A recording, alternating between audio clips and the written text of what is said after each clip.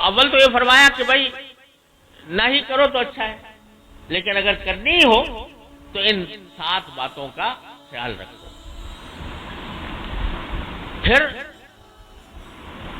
اگر فرض کرو جائز مقصد کے لیے کہیں مجلس ہے، کوئی مشورہ کرنا ہے باہم، یا ویسے ہی تھوڑا سا اپنا دل بہلانے کے لیے بھی اگر جمع ہے تو کوئی گناہ کی بات نہیں ہے، لیکن دل بہلانے کے لیے بھی جمع ہے تو گناہ کی بات نہیں ہے، لیکن اس کا بھی رسول کریم سرورت عالم صلی اللہ علیہ وسلم نے ایک ادب بتایا، بڑا عظیم ادب، وہ یہ کہ کوئی مجلس تمہاری اللہ کے ذکر سے خالی نہیں ہونی۔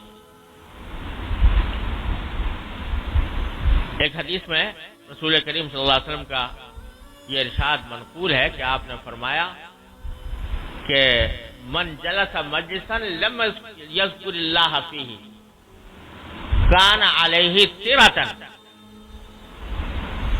کہ ایسی مجلس میں اگر کوئی آدمی بیٹھے جس میں کوئی اللہ کا ذکر ہی نہیں آتا، سرے سے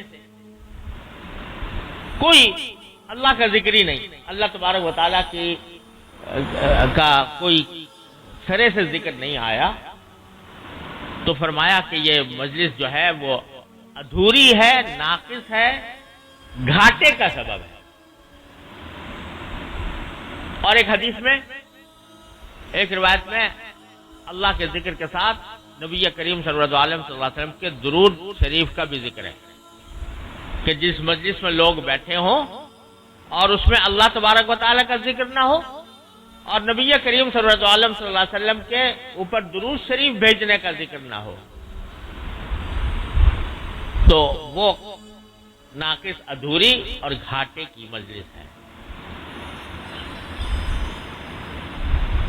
بلکہ ایک حدیث میں تو یہاں تک فرمایا کہ اگر لوگ مجلس میں بیٹھے، بات چیت کی، گفتگو کی، چاہے کسی حرام گفتگو کا ارتکاب نہ بھی ہوا ہو، کوئی جھوٹ نہیں بولا، کوئی غیبت نہیں کی، کوئی بہتان نہیں کیا، کوئی گناہ کا کام نہیں کیا، لیکن اللہ تبارک و تعالیٰ کے ذکر سے مجلس خالی رہی، تو فرمایا کہ جب وہ اٹھتے ہیں تو ایسا ہے جیسے کہ مردار گدھے کے پاس سے اٹھ گئے، اور وہ قیامت کے دن ان کے لیے وہ مجلس حسرت کا سبب بنے گی۔ یعنی وہ مجلس جس میں اللہ تبارک و تعالیٰ کا ذکر نہ ہو، اس کی حمد و ثنا نہ ہو، رسول کریم صلی اللہ علیہ وسلم پر درود شریف نہ ہو، تو وہ ایسی ہے وہ مجلس جیسے کہ مردار گدھا، گدھے کی مردہ لاش، ایسی ہے وہ مجلس۔ اس سے اٹھے لوگ تو ایسے ہیں جیسے کہ مردار گدھے کے پاس سے اٹھ کے چلے گئے، اور فرمایا کہ قیامت کے دن وہ حسرت کا سبب بنے گی۔ کس حسرت کا؟ کہ ہائے ہم نے کیسا موقع ضائع کر دیا، اس موقع کے اوپر اگر ہم نے اللہ تبارک و تعالیٰ کا ذکر کر لیا ہوتا، اللہ تبارک و تعالیٰ کی یاد کی بات کر لی ہوتی، تو وہ مجلس ہمارے لیے، ہمارے نام اعمال میں کتنے بڑے اضافے کا سبب بنتی، لیکن ہم نے وہ وقت ضائع کر دیا اور اس کی وجہ سے ہماری نام اعمال کمزور پڑ گیا، یہ حسرت کا سبب بنے۔ تو اتنے سخت الفاظ آپ نے فرمایا کہ جیسے مردہ گدھے کے پاس ہو۔ تو بھائی یہ جو مجلسیں ہم کرتے ہیں جس میں بیٹھ کے گپ شپ ہو، ادھر ادھر کی ساری دنیا کی باتیں ہوتی ہیں، لیکن کبھی اللہ تبارک و تعالیٰ کا ذکر نہیں آتا، اس کا ذکر، اس کو رسول کریم صلی اللہ علیہ وسلم نے اس طرح اس کے اوپر وعید بیان فرمائی ہے، اللہ تعالیٰ سے حفاظت فرمائے۔ اسی لیے حضرات صحابہ کرام رضی اللہ تعالیٰ عنہم اجمعین جب کبھی بیٹھتے تھے تو روایات میں آتا ہے کہ ویسے بھی بیٹھے نا تھوڑی سی معمولی گفتگو کے لیے، تو جو آدمی بولنا شروع کرتا تھا تو پہلے وہ کہتا الحمدللہ والصلاۃ والسلام علی رسول اللہ، پھر آگے بات کرتا۔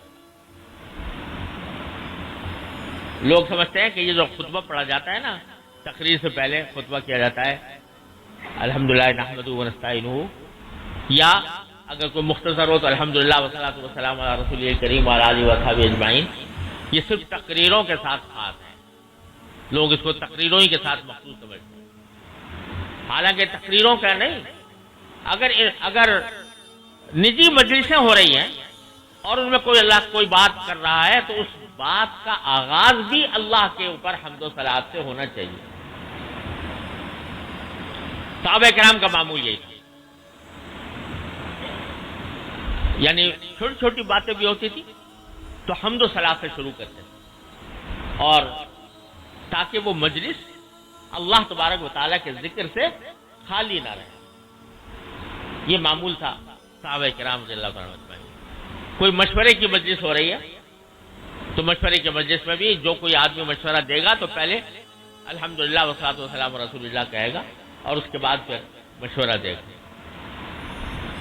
یہ ایک مومن، ایک مسلمانوں کی مجالس کا ایک شعار، مسلمانوں کی مجلسوں کی ایک علامت یہ تھی کہ ان کی مجلسیں اللہ تبارک و تعالیٰ کے ذکر سے خالی نہیں.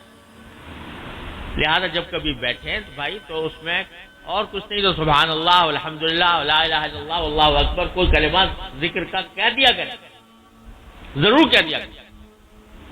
تو صحابہ کرام ایک تو یہ کرتے تھے. دوسرے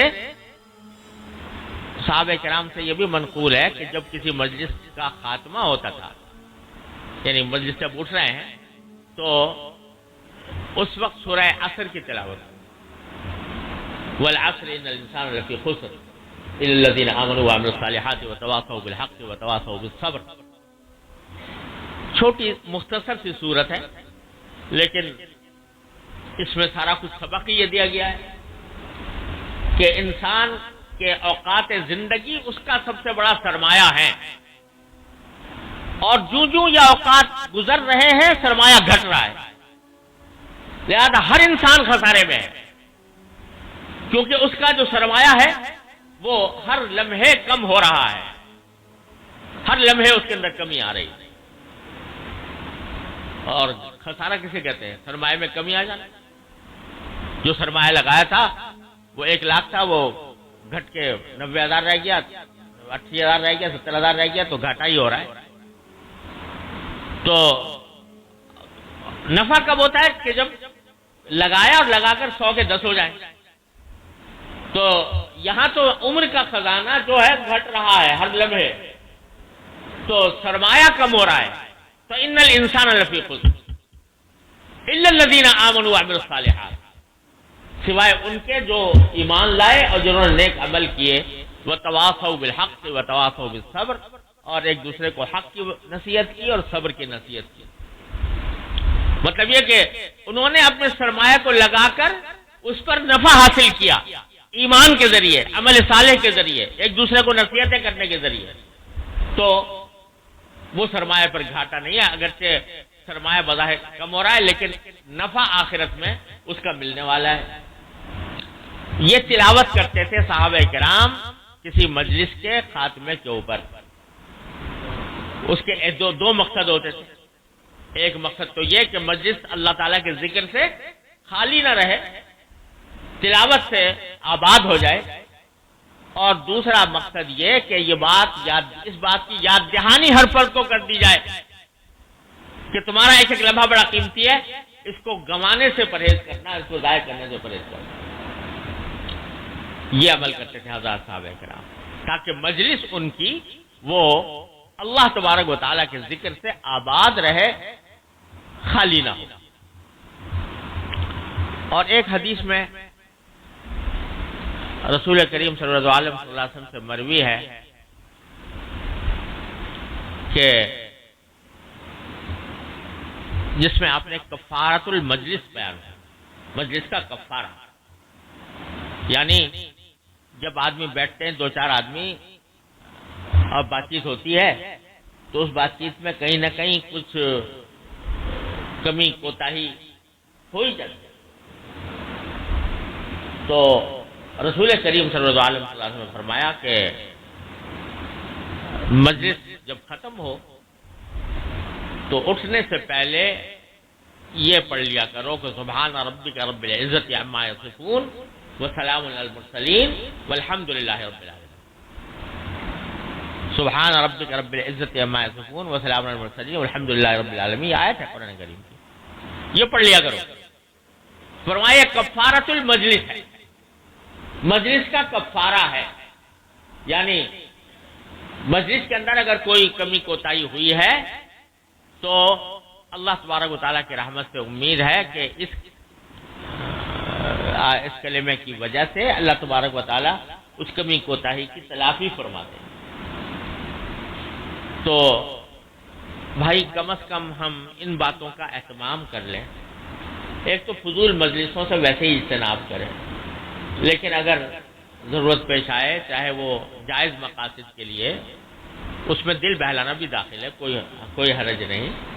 لیکن ایک تو یہ کہ وہ اللہ کے ذکر سے خالی نہ ہو. اللہ تبارک و تعالیٰ کا ذکر کسی نہ کسی طرح اس میں آ جائے تاکہ اس کو مردار گدھے کا مصداق بنانے سے ہم بچا سکیں، اور کسی طرح بھی آ جائے اللہ تعالیٰ کا ذکر. اور خاص طور سے یہ کفارہ مجلس کی کا جو ذکر ہے اس کا اہتمام کیا جائے.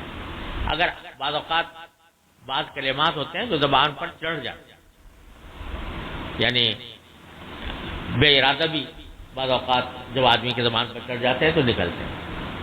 میں نے اپنے والد ماجد رحمۃ اللہ علیہ کو پایا کہ ان کے زبان پر اس طرح کے کلمات چڑھے ہوئے، مجلس ہو رہی ہے، باتیں کوئی اور ہو رہی ہیں، بیچ میں اس طرح کا کوئی کلمہ زبان پر آ جاتا تھا. سبحان اللہ والحمد للہ لا الہ الا اللہ، اور یہ سبحان ربک رب العزت عما یصفون وسلام علی المرسلین والحمد للہ رب العالمین، اس طرح کے کلمات زبان پر چڑھے ہوئے تھے. اس کی عادت ڈالنے کی ضرورت ہے. بار بار عرض کرتا رہتا ہوں کہ کچھ اپنے سوچ سمجھ کا، اپنے اعمال کا رخ تبدیل کرنے کی ضرورت ہے. اللہ جل جلالہ کے ساتھ تعلق قائم کرنے کی ضرورت ہے، اور وہ اسی طرح ہوگا کہ چلتے پھرتے اٹھتے بیٹھتے دل اللہ جل جلالہ کے نعمتوں کا استحضار کرے، اللہ تبارک و تعالیٰ کا شکر ادا کرتا رہے، اللہ تعالیٰ سے دعائیں مانگتا رہے، اللہ تبارک و تعالیٰ کی تسبیح و تقدیس و تمجید کرتا رہے، تو یہ عادت ثانیہ بن. اور یہ جو اوقات زندگی خالی گزر رہے ہیں وہ ان اللہ تعالیٰ کے ذکر سے آباد ہو جائے. تو بھائی سب سے بڑی مجلس کا سب سے بڑا ادب، سب سے بڑا حکم یہ ہے جو رسول کریم سرور دو عالم صلی اللہ علیہ وسلم نے بیان فرمایا. اور پھر کوشش یہ کریں کہ مجلسیں ایسے لوگوں کے ساتھ ہوں کہ جن کے دل اللہ تعالیٰ سے جوڑے ہوئے ہیں. نیک مجلس،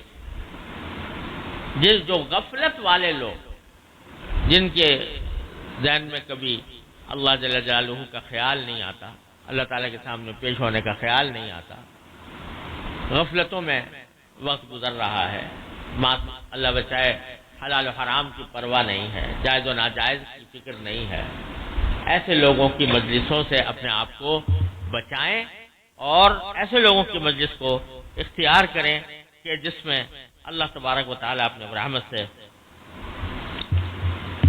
اپنی طرف متوجہ ہونے کی توفیق عطا فرمائے. چنانچہ حضرت فرماتے ہیں کہ انسان کے اندر اللہ تبارک و تعالیٰ نے یہ خاصیت رکھی ہے کہ دوسرے انسان کے خیالات اور حالات سے بہت جلد اور بہت قوت کے ساتھ اور کسی خاص کوشش کے بغیر اثر قبول کر لیتا ہے.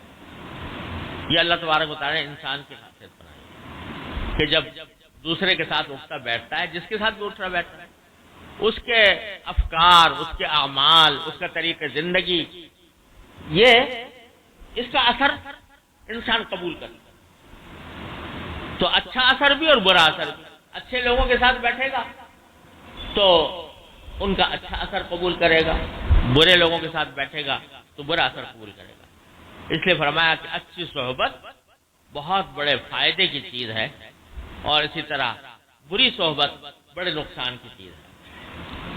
اور تجربہ یہ ہے کہ نیک صحبت کو دین کے سنوارنے میں اور دل کے مضبوط ہونے میں بڑا دخل ہے، اور اسی طرح بری صحبت کو دین کے بگڑنے میں اور دل کے کمزور ہونے میں بڑا دخل ہے۔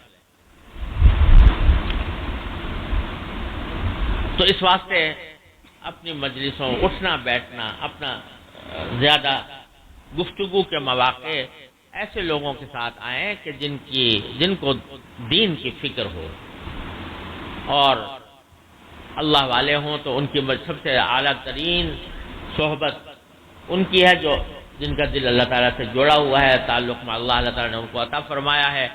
ان کے ساتھ تھوڑی دیر بیٹھ جانا، یہ بھی ایک عظیم نعمت ہوتی ہے، اور کہاں سے کہاں انسان کو پہنچا دیتی ہے۔ کسی نے شعر کہا ہے کہ یک زمانہ صحبت با اولیاء بہتر از 100 سال طاعت بے ریا، کہ کسی اللہ کے ولی کے ساتھ تھوڑی دیر گزار لینا یہ 100 سال کی بے ریا طاعت سے بھی بہتر ہے۔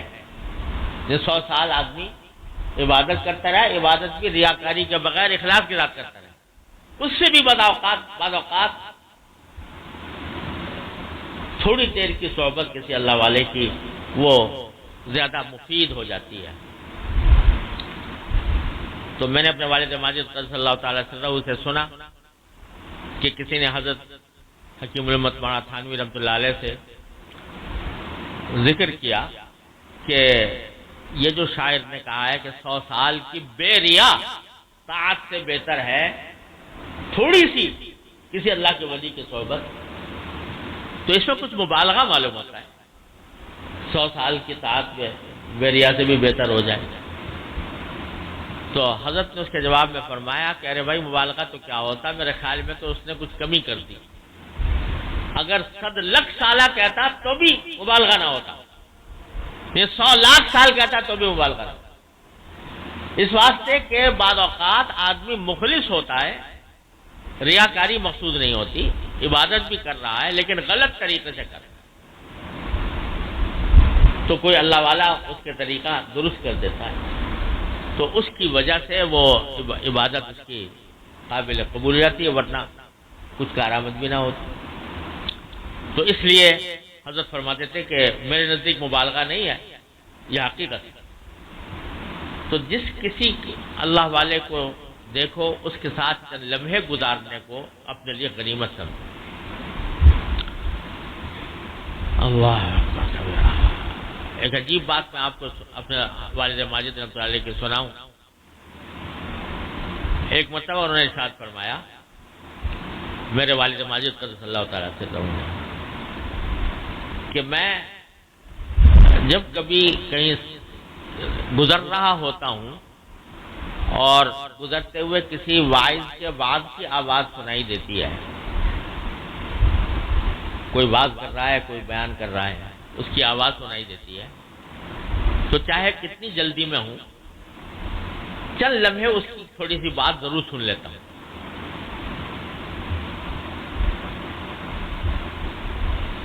سنتے تو شاید ہم بھی ہوں گے اور لوگ بھی، لیکن اس نیت سے سنتے ہیں کہ دیکھیں بھائی کیسا مقرر ہے اور غلط کہہ رہا ہے یا صحیح کہہ رہا ہے، اس کی تنقید کرنے کی نیت ہوگی، عیب جوئی کی اللہ بچائے نیت بھی ہو سکتی ہے۔ لیکن حضرت والد ماجد رحمۃ اللہ فرماتے تھے کہ میں رک جاتا ہوں تھوڑی دیر کے لیے اور سن لیتا ہوں، اور اس نیت سے سن لیتا ہوں کہ پتہ نہیں کس اللہ کے بندے کا کون سا جملہ کس وقت دل پر اثر انداز ہو، یعنی اپنے فائدے کے لیے۔